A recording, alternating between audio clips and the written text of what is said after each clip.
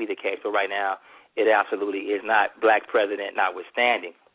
I think that you picked a fantastic cultural point to focus on because, from my knowledge, most of the books that I've read, they're classic books, right? If you go to the library right now, if you go to a bookstore right now, it's those same books. I don't know of a new, and maybe there are some, I'm not as up on as I once was, of a new book that is a complete history of African American people or Africans and African American people that includes this up to this point of the first black president. What I think is so special about this book, and I've told many people about this, that you are Kenyan, so you're African from Kenya, living here in America, and you're writing a book reflecting on the first black president who is also, his roots are in Kenya as well. And so you're experiencing what he's doing as a president while you live here, and you see the results of it here and globally from where you're from. Is that right? Is that a good characterization? That's very true. And, I don't normally believe in luck. I tend to say it comes to you when you put the effort. So, but because of my dream, I think the coincidence was that the first black president for America has his roots in Kenya. So the dream worked for somebody who was waiting for it. I'm just happy to have been the one who took the advantage. So here's the question about that. Like a lot of times, like you hear people ask, they'll say, President Obama has a unique perspective because his mother was white and his father was Kenyan, and so he can walk in both worlds. Talk to me a little bit about what your experiences are, and as you related them in the book, being someone who is now living in America and has lived here for quite some time, you've also traveled all over the world, and so you also know what some of these things mean in terms of ramifications to different countries besides Africa. What is it like to be someone born in Africa, living here now, in a historic time, and being able to put your perspective on events and then write them down as a book? What has that been like for you? For me, it gave me the free range, which is an advantage that most people don't have. I mean, you talked about some of the well-known African-American writers, and, there are so many that I respect out there, and I tried even to reach out to some of them, like even Cornel West. I mean, I tried to reach, out to some of the big names. I just had the confidence that, I want to do it because I believe in myself. And I know some of them didn't want to reach out to me because, for one, they knew, yes, I'm not an American, number one. Number two, they realized I'm not even I don't have a name from historical world. And number three, I'm not, they found out, of course, I told them I'm an engineer. But I believe my project was very good, and it's going to. I have every confidence it's going to, come to some success. So that free range advantage that I had, and I look back and I realized that some of these good big names would have written such a book, but they are being controlled by the academic credentials. And for that, they don't have the expertise of, writing for Africa. And so even if they were to do it, they really are not very sure. They are not very sure of how good it might turn out. So there's always that fear of the unknown. For me, I'm an engineer. I have the confidence of writing for my people. And, history is anything that I believe everybody can tackle. So that gave me the advantage, and I had a wonderful picture of what I wanted to do that, like you mentioned, nobody has done it, and that's why I feel my book is very unique. Collecting the history of the African peoples, from Africa through the Caribbean, North America, and South America, nobody has done it out there. The only person who's done something close to that is a book that came about last year, is by, again, another African-American, well-known writer, Ira Berlin. So his was just dealing with Africa, not American per se, but it came up with something called the four migrations of the African people. So that touched a little bit of the newer generation that included Obama, but nothing in the treatment that I've done. So that's the advantage there. I think the other question, part of the question you had wanted to know how special it was Obama, for Obama coming out, with all those backgrounds that are diverse, Africa, with white mother and all those things. In my book, I've stressed that for Obama, again, he also has in his role as in the political sense, he also had the bit of advantage that I had as a writer, in the sense that he's very close, as opposed to most African Americans. His other part of the history, which tends to Kenya, is very close, that he could easily attach to it without any fear. Because, like I've said in my book again, I have quite a lot of African American friends that have not really wanted to know about their ancestry because of the fear that they might find somebody there that they really don't want to look for. So Obama had that advantage, and that was kind of a comfort zone that he was able to ride on into the presidency. And very close, it really filters close to mine, the kind of advantage that I had, that I didn't have to answer to some university, writing style of, what to cover and what not to write. And so just to be clear, you didn't hear back from Cornel West?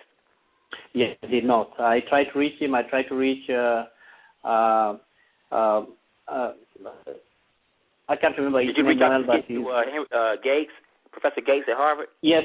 I tried to reach Dr. Gates as well. I tried to reach him, and I didn't get anything from him. The only person that I would say that in the forefront of the African American leadership, not just the historical world, but the media, was Tavis Smiley. So his office sent me an email saying, because I requested a review of my book, so he said he did not have the time, but they directed me to a publisher, which I did not have the chance to approach. So I'm looking forward. Between us, all of us, we can, maybe later on I may have an interview or something from his office. Well, the wonderful thing about that is, you don't really need them these days. You can come on a blog talk radio show, internet radio show. You can also do television interviews that are YouTube-based or technology-based, and your reach is far broader anyway. And so once your book picks up steam in those areas, then I'm sure it's folks like Tavis will probably be calling you back, because I do think this book is going to pick up steam because it's well done and the concept is brilliant. Which leads me to one of my other questions I wanted to ask you. How do you feel the book has been received so far? Not in terms of folks you tried to reach out to as far as Cornel West, but in terms of folks who have read it, reviewers, people like that. Has there been any backlash, so to speak? Because I haven't read the whole book, but I've thumbed through and read certain chapters because we talked about some of the chapters at the book launch event. And so I know some of this is sort of, I don't want to say controversial, but certainly political. Has there been any, what's the feedback been thus far for you? The few people that have had, the book, there's one thing that we have to be very fair is that you can't write a book relating to people's history that we know they are particular dark, stages, and you go over 1,200 years and you cover that in over 500 pages. Such a book, such a project, definitely you're going to have some kind of criticism. You're going to brush somebody, one person or another, on the wrong side. But so far, nobody has done so. I think the theme of the book, in as much as some people might be able to, might disagree with this, has really caught so many by surprise that they have decided to go through it, diligently before they come up with something else. I believe definitely some of it is going to come out later, but right now, nothing has come out that is very surprising. But I think it caught so many people by surprise. They didn't know that such a book would be able to put together, and of course, from the source that it came from. So I think a lot of people are taking it, with a lot of caution. Sure. And again, that's what makes it attractive to me. I'm always looking for a different point of view, or at least someone who's willing to go into areas where most are not. As I mentioned at the book launch event, my hero was Malcolm X, so he was known for that. So I can appreciate that aspect of your writing. Let me ask you this, John. After writing the book, okay, you spent 3 years doing the research. You reflected upon it, which is a lot to reflect. I know you're a very thought-oriented, you're a very thoughtful person.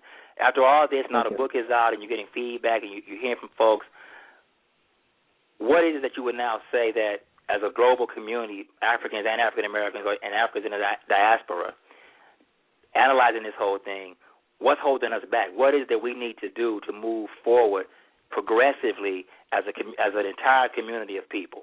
What's your take on that? The first that first has to be tackled in two different.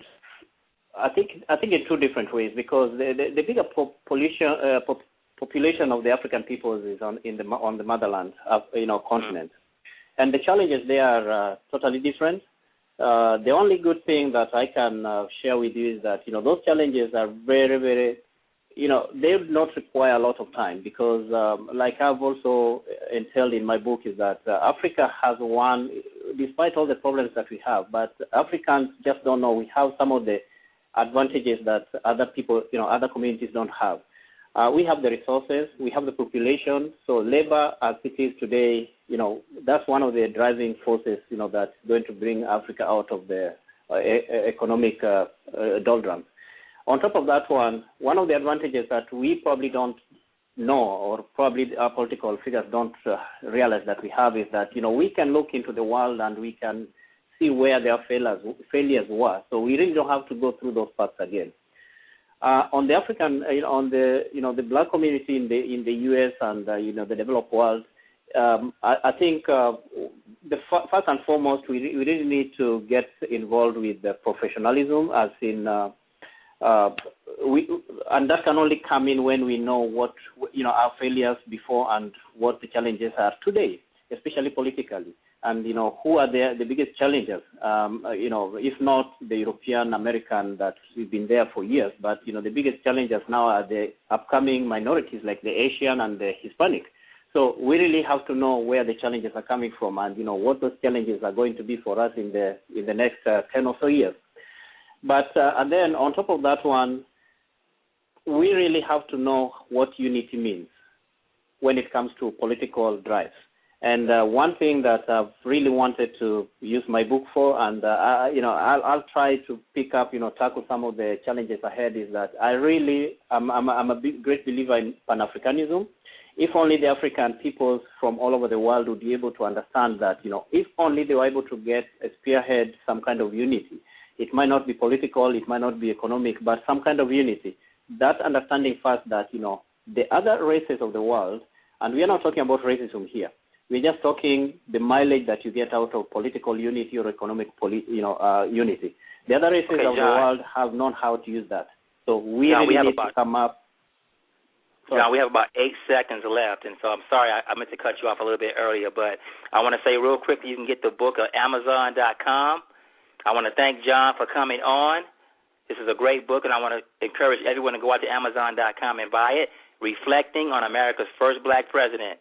I think your 2 points you made at the last there were outstanding and very well said. So I thank you so much, John, for joining us. Thank you, my friend Kay, and I look forward to having another interview in the future. Likewise. Bye.